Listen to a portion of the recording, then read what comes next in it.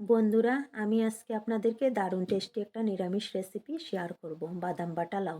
বাদাম বাটা লাউ বানানোর জন্য লাউগুলোকে টুমো টুমো করে কেটে রেখে দিয়েছি। ফোড়নে দিলাম শুকনো লঙ্কা, কুচানো আদা, কালো জিরা দিয়ে লাউগুলো দিয়ে দিলাম।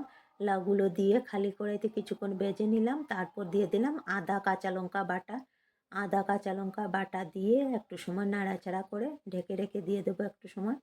1 মিনিটের মতন ঢেকে রেখে দিয়েছিলাম। ঢাকনিটা সরিয়ে একটু নাড়াচাড়া করে দিয়ে দেবো এখন আমি নুন হলুদ দিয়ে এটাকে নাড়াচাড়া করে ভালোভাবে মিশিয়ে, কারণ নুন হলুদটা আগে আমি দিই নাই।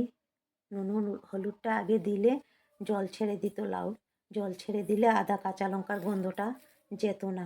আদা কাঁচা লঙ্কার গন্ধ থেকে যেত, তাই আমি আগে দিইনি, পরে দিয়েছি নুন হলুদ দিয়ে। বড় সাইজের একটা পাকা টমেটো দিয়ে দিলাম। পাকা টমেটোটা দিয়ে নাড়াচাড়া করে একটু সময় ঢেকে রেখে দেবো। আর একটা কড়াইতে নিয়ে নিলাম কিছু বাদাম, নিয়ে ভেজে পরিষ্কার করে বেটে নিলাম। বাদামগুলোকে দিয়ে দিলাম লাউর মধ্যে, দিয়ে নাড়াচাড়া করে যেটাতে বাদাম বেটেছিলাম এটাতে একটু ধুয়ে জল দিয়ে দেব।